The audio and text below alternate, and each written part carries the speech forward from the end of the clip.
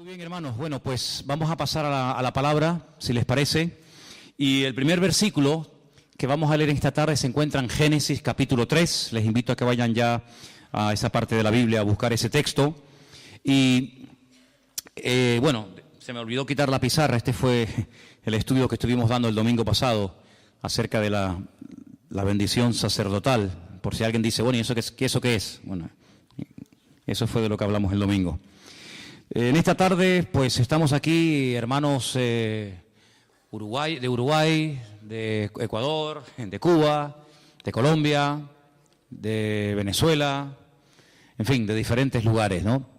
Así que eso no es algo que podemos tener todos en común, porque hay de diferentes nacionalidades y hay hombres, hay mujeres, unos tienen una estatura, otros tienen otra, unos son más guapos, otros son más, en fin, no tan, bueno, el Señor sabe todo.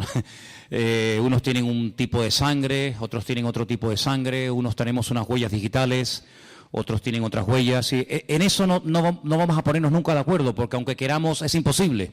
Pero hay algo que si miras a tu alrededor, a todos los hermanos que están a tu derecha, a tu izquierda, delante o detrás, todos en esta tarde tenemos algo en común. Yo sé que a lo mejor los más espirituales dirán, pues tenemos en común que tenemos una salvación en Cristo Jesús. Sí, por supuesto, hermano, eso sobra el decirlo, eso está claro. Pero hay algo que no nos hemos dado cuenta, es algo evidente, y es que todos los que estamos aquí estamos vestidos. ¿Sí o no? Cada vez que te pones una camisa, un pantalón, una falda o una chaqueta, aunque sea la más cara, la más moderna, la más hermosa del mundo, cada vez que te vistes, recordamos algo que pasó en el principio de los tiempos. Y vamos a leerlo en esta tarde. Se encuentra en Génesis capítulo 3. El libro del Génesis es un libro extraordinario, un libro precioso. Los dos primeros capítulos nos hablan del poder creador de nuestro Dios, cómo con el poder de su poderosa palabra, valga la redundancia, creó todo lo que existe, todo lo que nuestros ojos pueden ver, incluso lo que nuestros ojos no pueden ver, pero que fue creado con el poder de su palabra, animales, árboles, estrellas, planetas, incluido el hombre. Sin embargo, cuando vamos al capítulo 3, encontramos lo que alguien ha titulado la ruina, la ruina. Todo venía muy bonito, la creación, ¿verdad? Todo puesto en su sitio. Dios había suplido compañera idónea para el hombre, Dios había suplido los alimentos, Dios había suplido absolutamente todo, pero lamentablemente en el capítulo 3 todo cambia. Y a partir del capítulo 3 las cosas van a ser muy diferentes. Para el hombre, para la mujer, para los animales, para la creación, para el mundo espiritual, absolutamente todo cambia. Empezamos a leer, si queréis, a partir del versículo 1. Estamos en Génesis capítulo 3, versículo 1, donde dice, pero la serpiente era astuta, más que todos los animales del campo que el Señor había hecho. La serpiente, no dice Satanás. Este animal tenía una característica que la Biblia destaca. Dice que era astuta, y la palabra astuta y la palabra desnudo, que ahora vamos a leerla, es exactamente igual, solamente que se pronuncia diferente, pero se escribe exactamente igual. Ahora hablaremos de ello. La cual le dijo a la mujer, ¿con que Dios os ha dicho no comáis del árbol del huerto? Y la mujer le respondió a la serpiente, del fruto de los árboles del huerto podemos comer, pero del fruto del árbol que está en medio del huerto, dijo Dios, no comeréis de él, ni le tocaréis, para que no muráis. Entonces la serpiente le dijo a la mujer, no moriréis, sino que sabe Dios que el día que comáis, serán abiertos vuestros ojos, y seréis como Dios, sabiendo el bien y sabiendo el mal. Versículo 6. Vio la mujer que el árbol era bueno para comer y que era agradable a los ojos y árbol codiciable para alcanzar la sabiduría, y tomó de su fruto y comió, y dio también a su marido, el cual comió así como ella. Entonces fueron abiertos los ojos de ambos y conocieron que estaban desnudos. Entonces cosieron hojas de higuera y se hicieron delantales. Y oyeron la voz del Señor Dios que se paseaba en el huerto al aire del día, y el hombre y su mujer se escondieron de la presencia del Señor Dios entre los árboles del huerto. Mas el Señor Dios llamó al hombre y le dijo, ¿dónde estás tú? Y él respondió, oí tu voz en el huerto y tuve miedo porque estaba desnudo y me escondí. Y dijo Dios, ¿quién te enseñó que estabas desnudo? ¿Has comido del árbol que yo te mandé que no comieses? Y el hombre respondió, la mujer que me diste por compañera me dio del árbol y yo comí. Entonces el Señor Dios le dijo a la mujer, ¿qué es lo que has hecho? Y la mujer dijo, la serpiente me engañó y comí. Y el Señor Dios le dijo a la serpiente, por cuanto esto hiciste, maldita serás entre todas las bestias y entre todos los animales del campo. Sobre tu pecho andarás y polvo comerás todos los días de tu vida. Pondré enemistad. Ahora viene la primera profecía de la Biblia. La primera palabra profética que arroja un rayo de esperanza de que va a ser restaurado el hombre en el futuro, pero a un alto precio. Y la profecía dice así, pondré enemistad entre ti y la mujer, entre tu simiente y la simiente suya. Esta te herirá en la cabeza y tú le herirás en el calcañar. Y a la mujer le dijo, multiplicaré en gran manera los dolores de tus preñeces. Con dolor darás a luz los hijos y tu deseo será para tu marido y él se enseñoreará de ti. Y al hombre le dijo, por cuanto obedeciste a la voz de tu mujer y comiste del árbol que te mandé diciendo, no comerás de él, maldita será la tierra por tu causa, con dolor comerás de ella todos los días de tu vida. Espinos y cardos te producirá y comerás plantas del campo. Con el sudor de tu rostro comerás el pan hasta que vuelvas a la tierra, porque de ella fuiste formado, pues polvo eres y al polvo volverás. Y ahora es la primera vez que vemos al hombre que le pone nombre. Hasta el momento la llamaba mujer, varona, pero ahora le pone un nombre, Adán, a la mujer y le llama Eva. Y aquí hay un juego de palabras que no se aprecia en español, Eva, por cuanto ella es madre de todos los vivientes, que viene de la raíz Hai, que significa vida. Y el Señor Dios hizo al hombre y a su mujer túnicas de pieles y los vistió. ¿Cuántos dicen amén? Muchas veces la gente se pregunta, pero bueno, ¿esto realmente fue así? ¿O esto es una forma alegórica, un poco rayando una especie de cuento para niños, para que sepamos más o menos lo que fue, lo que ocurrió o lo que no ocurrió? Es decir, ¿esto es literal o esto es alegórico?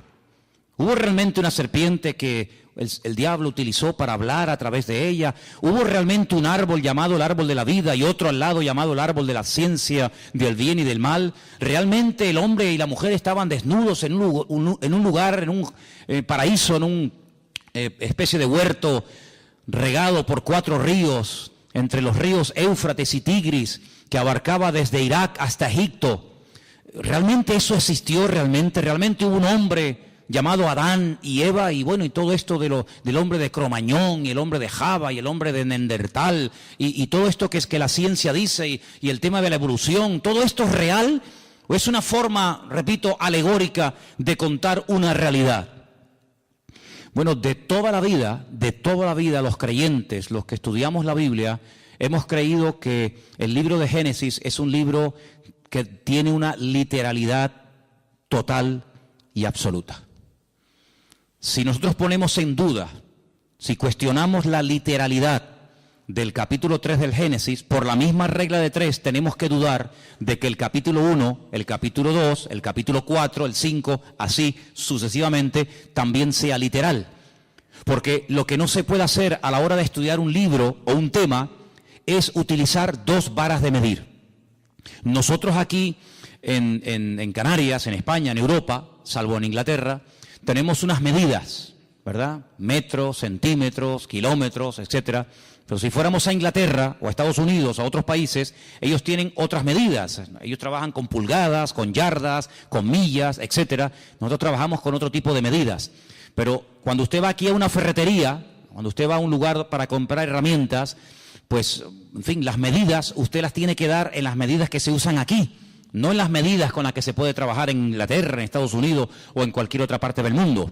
Cuando nos acercamos a la Biblia, no podemos decir, bueno, el capítulo 1, pues sí, hombre, es literal, porque tampoco me crea tanto problema, ¿no? El ver que Dios, con el poder de su palabra, pues fue creando progresivamente una serie de cosas. Ahí pues casi no hay problema, pero esto de la serpiente, del arbolito, que si comieron, que si no comieron, pues como choca un poco con nuestra especie de racionalidad, pues entonces decimos, bueno, esto tiene que ser algo alegórico, no puede ser algo real. Tendríamos un gravísimo problema si comenzamos a interpretar un capítulo literal, otro alegórico, uno literal, otro alegórico, porque entonces, ¿quién es el que establece que este es literal? ¿Quién es el que establece que este es alegórico? ¿Tú? ¿El conjunto de los hermanos de la iglesia? ¿Una serie de teólogos? ¿Los pastores? ¿Los maestros de la Biblia? ¿Los traductores? Es muy complicado. La hermenéutica nos obliga, es decir, la ciencia que nos obliga a la correcta interpretación de los textos bíblicos, nos obliga a utilizar una sola vara de medir. No podemos utilizar dos sistemas de interpretación de un mismo pasaje porque tendríamos unos problemas terribles. Y bueno, lo que tenemos que aceptar es la literalidad de la Biblia. Eso no significa de que no hay otros libros y de que no hay otras historias y que no haya otros capítulos que no son literales, sino son, digamos, basados en símbolos, en tipos, en antitipos, etcétera, etcétera. Por ejemplo, el famoso libro del Apocalipsis. En el famoso libro del Apocalipsis aparecen ahí una serie de animales, de colores y de cosas que lógicamente ni siquiera existen, pero que a través de esos colores, de esos números, de esos animales que van cambiando de color, el Señor tiene un mensaje que hay que saber interpretarlo. Evidentemente no existe ni ha existido jamás un dragón, ni un caballo que ahora es blanco, mañana negro, pasado amarillo y finalmente rojo. Todo eso tiene una razón de ser, pero es que el libro del Apocalipsis, salvo una parte del principio del libro, que son los mensajes a las iglesias del Apocalipsis, sabemos que el libro del Apocalipsis, un 90 o más del porcentaje del libro, es un libro profético, y el lenguaje profético es un lenguaje completamente diferente a un libro como, por ejemplo, el libro de los Hechos, que es un libro histórico. Entonces la historia no es alegórica, la historia es o no fue. Pero realmente hubo un señor llamado Pablo, realmente viajaron a Roma, o Roma significa otra cosa y Pablo significa otra cosa. Sabemos que la historia no es alegórica, es real. Lo profético sí puede tener esa especie de diferente interpretación. Pero el Génesis no es un libro alegórico. No es un libro alegórico. Los únicos, escuchen bien esto, los únicos que interpretan alegóricamente no solamente el capítulo 1 y el 2 y el 3, sino todo el libro del Génesis, los únicos en la historia que lo hicieron, lo hacen y me temo que lo seguirán haciendo, interpretar alegóricamente el libro del Génesis, son los cabalistas. Cuando usted estudia la Cábala, pues en la Cábala todo tiene una explicación, nada es real, nada es literal, sino que hay cosas que tienen que ver con lo femenino, con lo masculino, etcétera, etcétera, pero no vamos a entrar en eso porque, ¿para qué?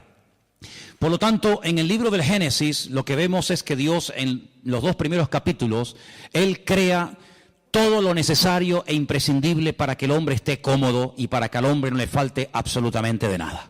Le suple los alimentos, le suple su compañera, su esposa, etcétera, etcétera. Pero crea un hombre tan perfecto, tan perfecto.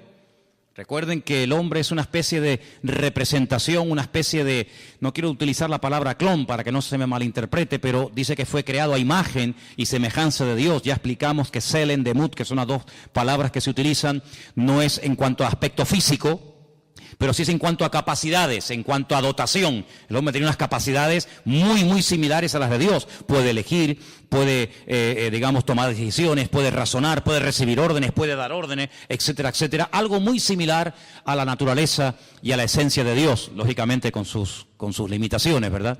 Pero lo crea tan perfecto que le da la capacidad de poder rebelarse en contra de su Creador.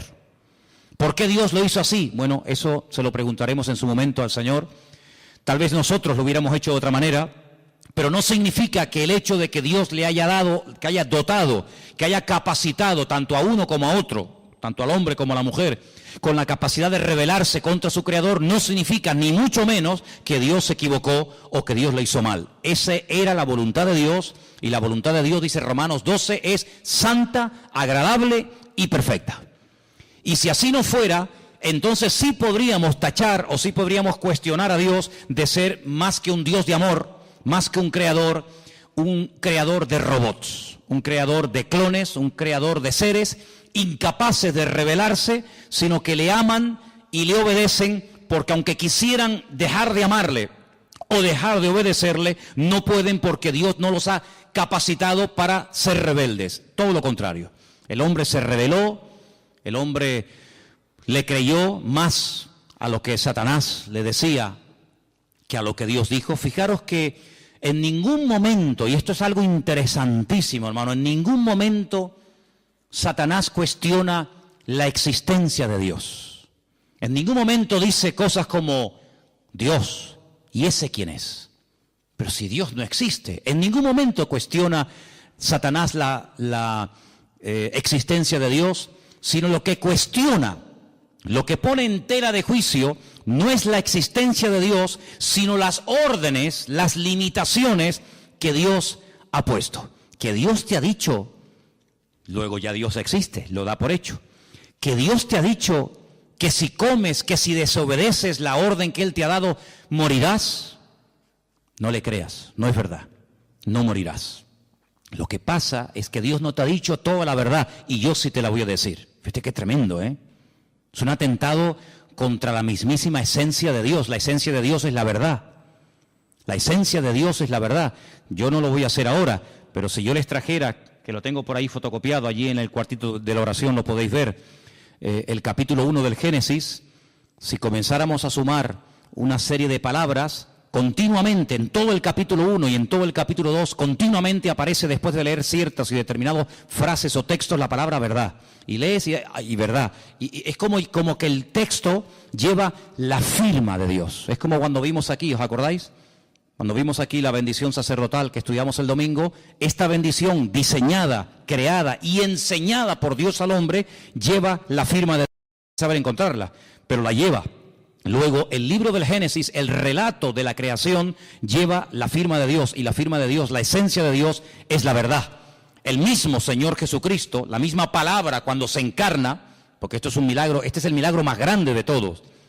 El milagro más grande no es que un ciego pueda volver a ver, que es algo tremendo, o que un muerto resucite, o que un leproso sea limpiado. Sí, son milagros tremendos, pero hay algo más grande que eso, y es que la palabra, el verbo, se hace carne. Eso es lo más grande que hay. Y sobre esa verdad hemos estudiado también en las últimas semanas. Juan basa toda la explicación de su evangelio diciendo, y el verbo que era Dios se hizo carne, habitó entre nosotros y vimos su gloria, gloria como del unigénito del Padre. Sí, eso es algo tremendo, porque que la Biblia de repente haga así ¡fum!, y se convierta en carne, pues eso es lo que ocurrió. El Señor Jesucristo se hizo carne y habitó entre nosotros. Y dice la Biblia, y si alguno cuestiona eso, si alguno no es capaz de confesar, dice Juan, es muy claro en esto, si alguno no confiesa que el verbo, que la palabra se hizo carne, ese es mentiroso y ese es el espíritu del anticristo. Qué tremendo, Por eso dice, ¿queréis probar los espíritus? Cuando dice Juan, no me estoy yendo del tema, ¿no? Pero solamente para remarcar un poco esto, dice, probar los espíritus, porque no todo espíritu es de Dios. Y uno dice, bueno, ¿y cómo pruebo? ¿Y cuál es la prueba? Dice, dile, ¿crees que Jesucristo, crees que el verbo ha venido y se ha hecho carne? No, yo no creo eso. Entonces este no es de Dios. Ahí se prueban los espíritus. Si dice que sí, evidentemente es otra cosa. Pero volviendo al tema, entonces lo que hace Satanás es que siembra la duda. Alguien dijo que la duda es el padre del pecado. En cuanto una persona comience a dudar de que la palabra de Dios es la palabra de Dios, de que Dios existe o no existe, de que hay infierno o no, de que Dios es bueno o no tan bueno, en el momento en el que ese virus, ese veneno llamado duda, entre en tu vida, amigo, como no lo frenes y como no contrarrestes y ataques y neutralices ese veneno, ese virus, con la verdad, porque la verdad es lo que mata la duda, eres hombre muerto. Y eso fue lo que Satanás comenzó a hacer. Él no cuestiona la existencia de Dios, ya lo haría en otros momentos de la historia, No te preocupes que el diablo tiene unas artimañas y tiene un montón de disfraces. En la Edad Media se puso uno, en la época de Adán y Eva se puso otro, y tiene muchos disfraces, y él va cogiendo el que más le conviene. En este momento no le convenía cuestionar la existencia de Dios porque, permítame la expresión, le saldría el tiro por la culata. Porque si alguien en esta vida sabía que había un creador y un Dios todopoderoso, ese era sin lugar a duda Adán y Eva. Porque ellos no tuvieron ni padres, ni madres, ni suegros, ni suegras, sino que ellos eran producto de las benditas y poderosas manos de Dios. Por lo tanto, presentarse a ellos cuestionando la existencia de Dios hubiera sido un rotundo fracaso, porque ellos hubieran dicho, ¿cómo? Que Dios no existe, pero si hemos hablado con Él. Hablamos todos los días con Él. Y Él habla todos los días con nosotros. Nuestros cuerpos Él los creó. Yo me quedé dormido y cuando me desperté me encontré a Eva. El Creador me la entregó, por lo tanto por ahí el diablo iba mal. Pero emplea este arma favorita del diablo y es sembrar dudas. Sembrar la desconfianza en Dios. ¿Será verdad lo que Dios dijo? ¿Será verdad? ¿Funciona esto? ¿No funciona esto? Y entonces todos sabemos que esta persona desobedece, esta persona peca. Y fíjate qué curioso, lo primero que esta gente hace es sentir miedo, sentir vergüenza y esconderse del Creador con el cual antes hablaban y tenían una comunión tremenda. Cuando el Señor busca al hombre en el jardín del Edén y le dice, ¿por qué te escondes? Dice, porque oí tu voz y tuve miedo. ¿Tuviste miedo? ¿Y de dónde viene ese miedo? Luego el miedo es engendrado por el pecado. Si el pecado produce miedo, cuando una persona no tiene una relación íntima y segura con el Señor, tiene temores. Y los temores son tan variados: miedo a la muerte, miedo a ser abandonado, miedo a caer enfermo, miedo a perder el trabajo, miedo a que mi marido se vaya con otra, miedo a no sé qué. Sí, es un abanico terrible. Y eso el hombre comenzó a sentirlo, el hombre comenzó a experimentarlo, y el hombre llegó a tener hasta miedo de su propio Dios, de su propio Creador.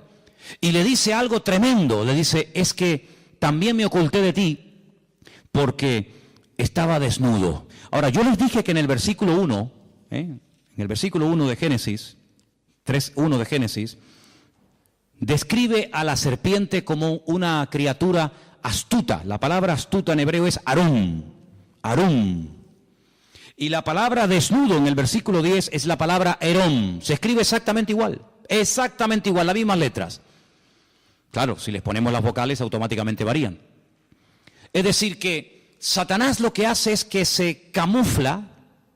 Satanás lo que hace es que utiliza este animal que ya tiene en su naturaleza, en su esencia, el ser un animal astuto. Fíjate qué tremendo, ¿no? Jesús dice en el Sermón del Monte que la serpiente es astuta y las palomas son sencillas, que describe la esencia de la serpiente como un ser astuto. Y entonces lo que Satanás hace es utilizar a este animal porque no se puede presentar tal y como él es. Ahora, aquí hay que pararnos y comenzar a hacernos una serie de preguntas muy interesantes. Vemos a Satanás en persona, no mandó a un demonio, sino que él en primera persona va y tienta a Eva, pero detrás utilizando a este animal. Y la única vez que lo volvemos a ver a él personalmente tentando a una persona, ya es en el Nuevo Testamento al Señor Jesucristo. Él nunca tentó a nadie personalmente, salvo a Eva en el jardín del Edén y en el desierto de Judea al mismísimo Señor Jesucristo. Con la gran diferencia de que en Génesis capítulo 3 va, digamos, disfrazado, escondido, parapetado dentro de aquel animal, y en el desierto no le va a servir ningún disfraz, sino que va a cara descubierta, porque delante del Señor no hay disfraz, no hay careta que valga, sino que delante del Señor dice que todos estamos desnudos delante de la presencia del Señor. ¿Te das cuenta? Pero el apóstol Pablo, que es un hombre que describe como nadie, el mundo espiritual, porque ahora hablaremos un poco de esto, Él dice que Satanás es capaz, en momentos puntuales, si es necesario, disfrazarse, vestirse como si fuera un ángel de luz. Y ha habido casos en la historia, pero tremendos, de personas que dicen que han tenido la visita de ángeles, que les han revelado cosas y esas cosas las han escrito. Y bueno, y por ahí nació el famoso libro del Mormón, que es el que usan los mormones. Y cuando se le pregunta a los mormones, ¿y de dónde salió el libro del Mormón? Pues ellos te dicen que un ángel llamado Moroni despertó una noche a este joven llamado Joseph Smith y lo llevó a un lugar donde le mostró unas planchas de oro que estaban escritas en un idioma que él no conocía, y este ángel le mostró la interpretación de aquellas planchas de oro y le dio un mensaje que está en el famoso libro del Mormón. Y otra persona que presume de que un ángel del cielo bajó y le daba revelaciones es nada más y nada menos que el falso profeta llamado Mahoma, porque Mahoma es un falso profeta, ¿verdad?, que dice que recibió las enseñanzas de un ángel, pero un ángel evidentemente que no era un ángel de Dios, era un demonio, porque el apóstol Pablo dice en Gálatas capítulo 1 que si un ángel del cielo baja y nos predica un evangelio diferente al que hemos oído, no lo creáis, sea anatema, porque no hay otro evangelio que el que está escrito en la palabra de Dios. ¿Cuántos dicen amén? Así que en momentos puntuales Satanás incluso ha sido capaz de disfrazarse y de hacerse pasar como un ángel bueno, un ángel de la guardia, un ángel que viene a darte buenas vibraciones, buena energía, como dicen algunos por ahí. Ahora, fijaros qué interesante, porque Adán y Eva, no tenían conocimiento, y esto es muy importante y yo sinceramente nunca lo he oído. Ellos no tenían conocimiento del mundo espiritual. El único conocimiento del mundo espiritual que tenían es que hay un creador que no se puede ver, pero que habla y les oye cuando ellos le hablan a Dios. Pero ellos no tenían ningún conocimiento del mundo espiritual. Pero el mundo espiritual evidentemente ya existía y era real, puesto que cuando uno comienza a leer la Biblia desde el principio, uno se encuentra que el que está hablando es Dios. Más adelante encontramos que Dios crea a un hombre. De ese hombre extrae a una mujer. Y encontramos a Dios, al hombre y a la mujer. Capítulo 1 y capítulo 2. Pero cuando vamos al capítulo 3 nos encontramos que ya no hay 3, ahora hay 4. Ahora seguimos teniendo evidentemente al Creador, a Dios, a Eva, a su marido Adán y a Satanás, utilizando a esta serpiente. Y la pregunta lógica es, ¿dónde dice en Génesis 1 o en Génesis 2 cuándo fue creado este personaje? Porque no vemos en ningún momento en el libro del Génesis, ni en Éxodo, ni en Levítico, ni en Número, ni en Deuteronomio, no vemos en ningún momento que este ser existía. Sin embargo, la palabra de Dios en Ezequiel capítulo 28, ahora leeremos algunos versículos, el Señor dice que este querubín, lo llama así, querubín protector, grande y protector, estuvo en el jardín del Edén. Luego hay una creación que no se relata en Génesis capítulo 1 ni en Génesis capítulo 2, pero que ya existía. Vemos que Satanás ya no es ese querubín protector encargado de la música, de la alabanza y de la adoración, sino que es un ser maligno que lo que pretende es separar al hombre de Dios. Luego ya su naturaleza no es una naturaleza sana, una naturaleza buena, sino que su objetivo es arruinar. Su naturaleza ahora es maligna, perversa. El Señor dijo, es un ladrón. Viene a hurtar, a matar y viene a destruir. Y aquí lo vemos, haciendo su primer intento en la historia de la humanidad, queriendo matar la comunión del hombre con Dios, queriendo separar al hombre de Dios, creando distanciamiento, creando mal ambiente, ¿verdad? Así que vamos a Ezequiel capítulo 28 para que veáis cómo en este libro, que por supuesto, sobra decir, no existía en los tiempos de Adán y Eva. Adán y Eva nunca leyeron el libro de Ezequiel. En el capítulo 28 se describe la naturaleza de este personaje. Ezequiel 28:12 viene hablando del rey de Tiro, pero en medio del mensaje de Dios al rey de Tiro, mete otro mensaje que complementa lo que viene diciendo y dice lo siguiente: Hijo de hombre, levanta endechas sobre el rey de Tiro. Tiro es una ciudad que está al norte de Israel, no entraba dentro del territorio de Israel, está bien al norte, ¿verdad? Y dile, así ha dicho el Señor, tú eras el sello de la perfección, lleno de sabiduría y acabado de hermosura. Solamente escucha estas tres características, son impresionantes, ¿eh? De ningún ser en la Biblia el Creador habla en semejantes términos. Los vuelvo a repetir: sello de la perfección, lleno de sabiduría y acabado de hermosura. Cuando Dios da algo no lo quita. Luego, aunque este ser fue arrojado de la presencia del Señor, su sabiduría, su hermosura y sus cualidades recibidas de parte de Dios se las llevó con él. Pero ahora dice algo tremendo. En Edén, ¿cómo sabemos que ya no está hablando del rey de Tiro? Bueno, por sentido común. En Edén no estuvo nunca el rey de Tiro. El rey de la ciudad de Tiro nunca estuvo en Edén. Luego ya no está hablando del rey de Tiro, sino ahora dice, en Edén, en el huerto de Dios estuviste. Ay, amigo. De toda piedra preciosa era tu vestidura. Yo les voy a pedir un favor a partir de ahora. Cuenten las piedras preciosas que yo voy a comenzar a leer a partir de ahora, por favor. Cuéntenlas, ¿sí? En Edén, en el huerto de Dios estuviste. De toda piedra preciosa era tu vestidura. Empiezo.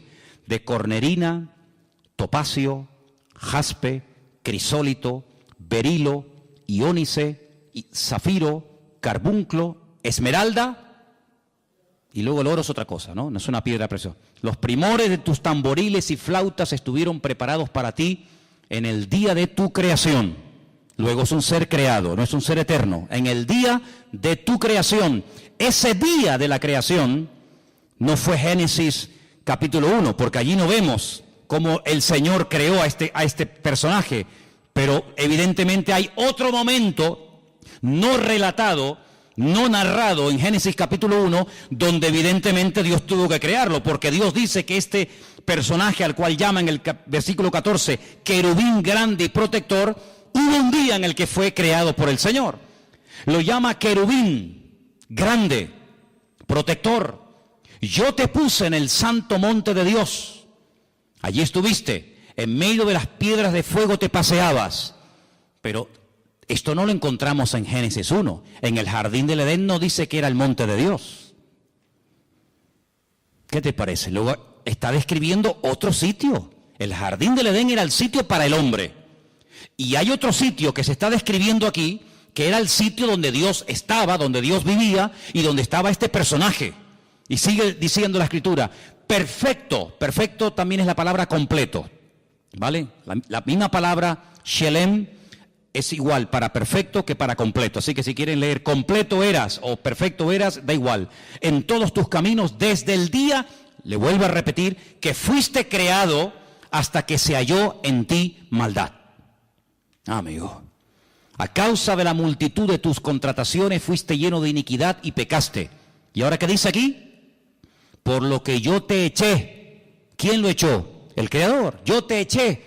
¿De dónde? Del monte de Dios. Y te arrojé de entre las piedras de fuego, oh querubín protector. Y ahora lo vemos en Génesis capítulo 3, a este personaje que antes estaba en la presencia del Señor, ahora lo vemos en el jardín del Edén tentando a Adán y tentando a Eva. Qué tremendo, ¿no? Y dice aquí, se enalteció tu corazón a causa de tu hermosura. Increíble, ¿cómo tenía que ser este personaje, eh? Lo más hermoso. Corrompiste tu sabiduría a causa de tu esplendor. Yo te arrojé por tierra. Delante de los reyes te pondré para que miren en ti. Con la multitud de tus maldades y con la iniquidad de tus contrataciones profanaste tu santuario. Yo pues saqué fuego de en medio de ti, el cual te consumió y te puse en ceniza a los ojos de todos los que te miran. Todos los que te conocieron de entre los pueblos se maravillarán sobre ti. Espanto serás y para siempre dejarás de ser. Fíjate que lo llama querubín, pero la palabra querubín en Génesis 1 no aparece. La palabra querubín en Génesis 2 no aparece. La primera vez que aparece en la Biblia la palabra querubín, ahora vamos a decir que es un querubín, aparece en Génesis capítulo 3. Volvamos a Génesis 3, concretamente el último versículo. Génesis 3, el último versículo. Y dice así: echó pues fuera al hombre y puso al oriente del huerto del Edén querubines y una espada encendida que se revolvía por todos lados para guardar el camino del árbol de la vida. Luego, si Adán y Eva nunca habían oído en su vida la palabra querubines, cuando se presenta este personaje utilizando a esta serpiente astuta, ella no tiene ningún conocimiento del mundo espiritual. Ella no sabe lo que es un querubín, ella no sabe lo que es un serafín, ella no sabe quién es Satanás, ellos no saben nada. Pero ellos estaban capacitados para discernir que esta tentación, este ataque, no provenía de Dios. Primero, porque está contradiciendo a la palabra. Dios dijo: si comes, morirás. Y este me está diciendo que no moriré. Luego, ¿a quién le creo? ¿A mi Creador y a mi Señor? El que me ha creado, el que me ha demostrado que me ama, el que ha creado un mundo maravilloso para mí, o a este que no sé quién es y de dónde ha salido. Ahí hay un dilema y una tentación. Eso es lo que es ponerte entre la espada y la pared, decir: ¿a quién le creo? ¿A Dios o al horóscopo? ¿A lo que dice mi Señor en su palabra? ¿O a lo que dicen las noticias en la televisión? ¿A lo que dice el santero que echa las cartas y el brujo que no sé qué y no sé cuánto? ¿O le creo a mi Señor? Amigo, tú verás. Lamentablemente tengo que decir que Satanás sembró el veneno de la duda, de la incertidumbre, de la desconfianza en el corazón de Eva, y le creyó más a este, que no sabía quién era y de dónde había venido, que a su Señor y a su Creador. Y cuando uno no cree la verdad, se convierte en un esclavo.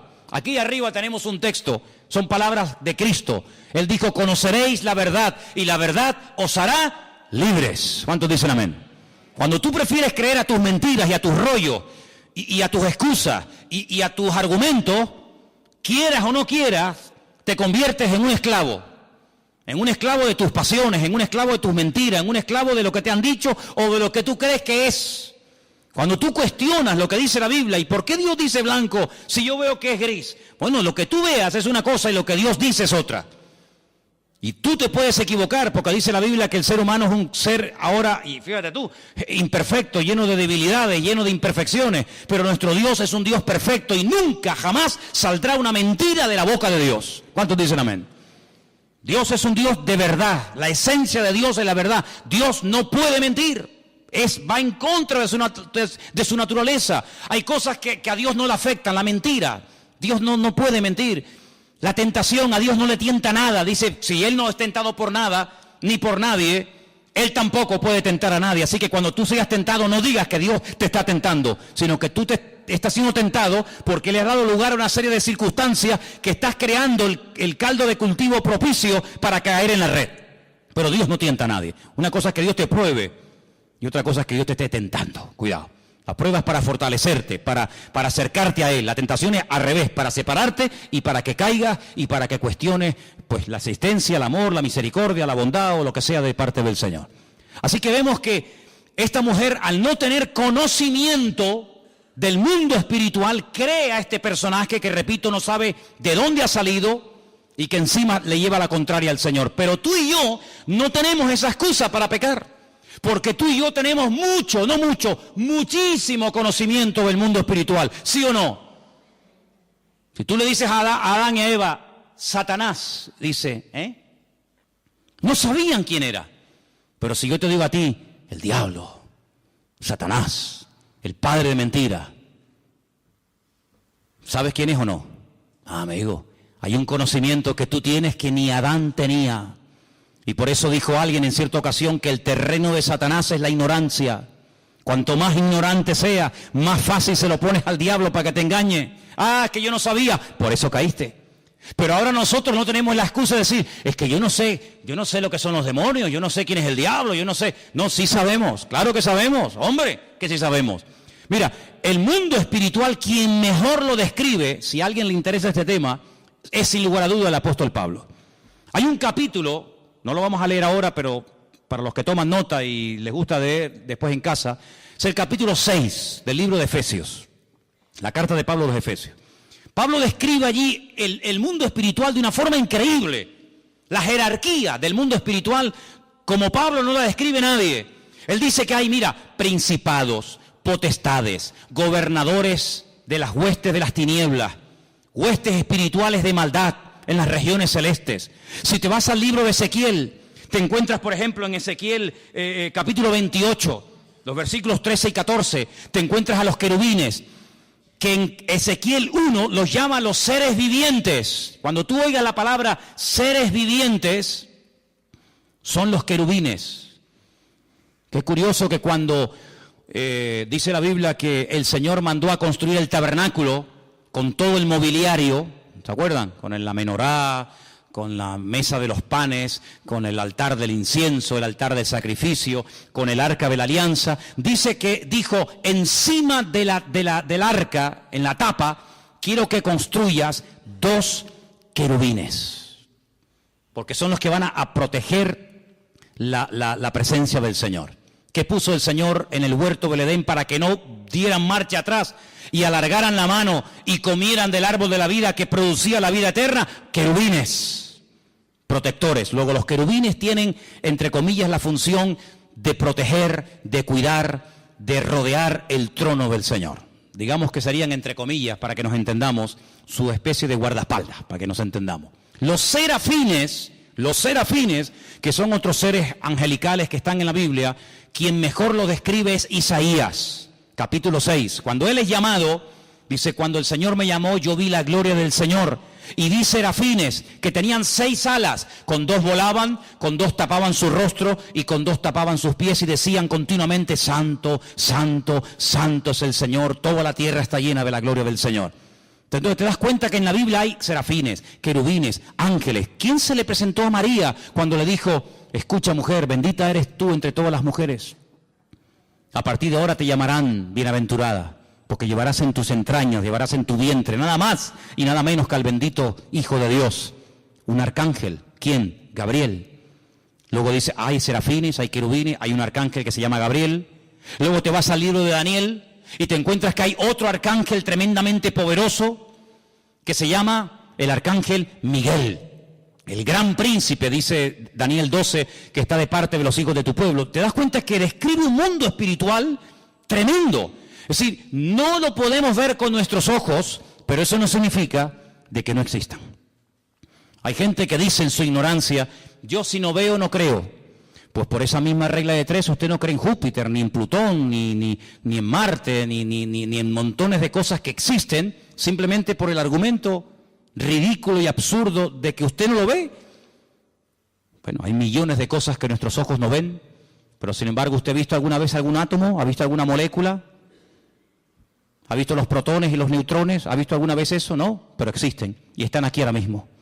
Y en este momento aquí dentro hay miles de voces de radio de onda, ¿verdad? Radio de frecuencias que están aquí, las ondas, ahora no se oyen, no se pueden ver, porque no tenemos un receptor, pero si pusiéramos una radio y la encendemos, automáticamente oímos que la radio está hablando. No, la radio no está hablando, la radio está reproduciendo por ese famoso invento de Marconi, el italiano, ¿no?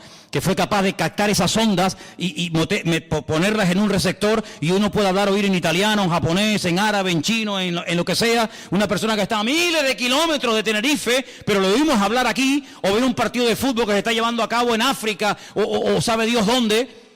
Pero todo eso existe, no lo podemos ver, pero cuando tenemos los aparatos para poder ver esas imágenes, para poder escuchar esos sonidos, pues automáticamente ahí lo tenemos y todos en casa sabemos pues lo que estoy diciendo por la radio y por la televisión.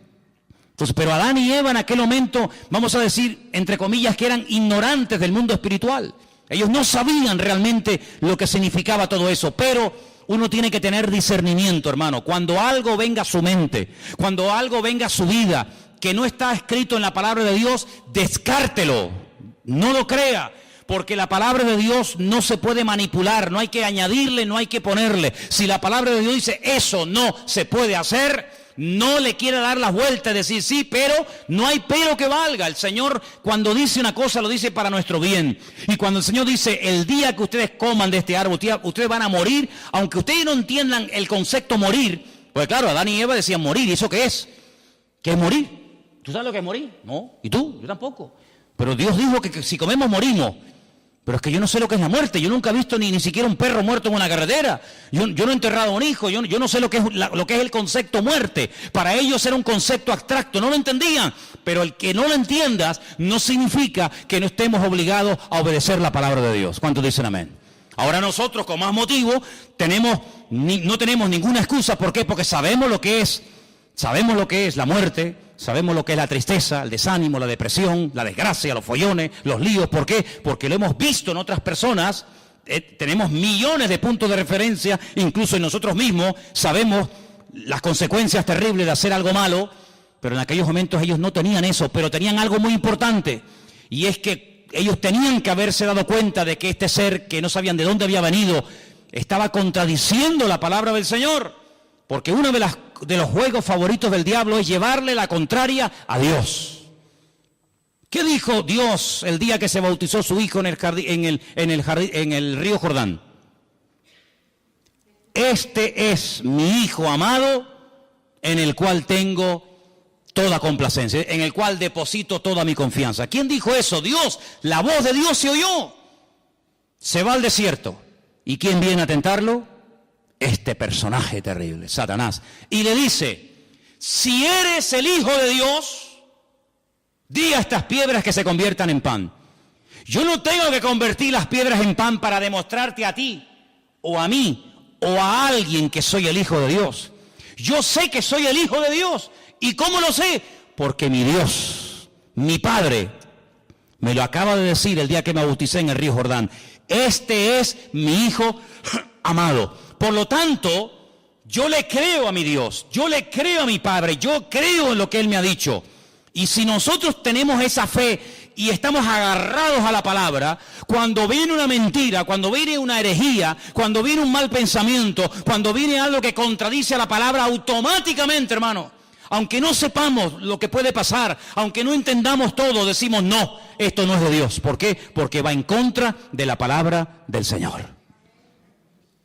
Y nada más, y con eso tendría que sobrarnos todo lo demás. Ahora, varias cosas ocurrieron allí. Antes de ser expulsados, Dios confronta al hombre con su pecado y le dice, mira, a partir de ahora vas a darte cuenta de que la tierra no produce con la fuerza que producía antes. Tu mujer, cuando dé a luz, va a comenzar a sufrir dolores en el momento del parto. Y tú vas a comenzar a sudar. Luego se ve que antes no sudaba. Tú vas a comenzar a perder humedad. Tú vas a comenzar a secarte. Y vas a tener que reponer los líquidos, porque como no repongas líquido te deshidratas y te puedes morir. Entonces hay una serie de consecuencias en el mundo espiritual, en el mundo natural, en el mundo físico, que van a cambiar a partir de ahora. Pero cuando yo te eche del jardín del Edén, no te vas a ir como yo te puse aquí. Yo te puse aquí desnudo, pero tú te vas a ir vestido.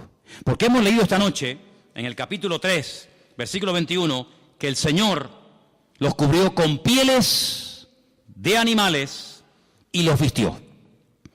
Y esto es una lección objetiva que Adán y Eva captaron al momento. Animales inocentes han tenido que morir por mi culpa. Ahora entienden lo que es morir. Cuando ellos vieron a esos pobres animales, yo no sé si eran ovejas, si eran cabras, yo no sé lo que eran. Pero la Biblia nos enseña que el Señor tomó pieles de animales, cubrió a este hombre y a esta mujer, y ellos vieron lo que significa, ellos entendieron el concepto morir. Es decir, que ahora estas ropas que me van a cubrir, me van a recordar a donde quiera que vaya, que yo tengo que vestirme porque me he convertido en un ser pecador. Y por eso dije al principio que cada vez que te pones una camisa, un pantalón, una falda o una chaqueta, por muy cara, por muy bonita, por muy moderna que sea, todo eso nos recuerda constantemente que somos pecadores, seres caídos, pero que por la misericordia y por la gracia de Dios podemos alabar a nuestro Dios. ¿Cuántos dicen amén? Así que la ropa no es ninguna bendición.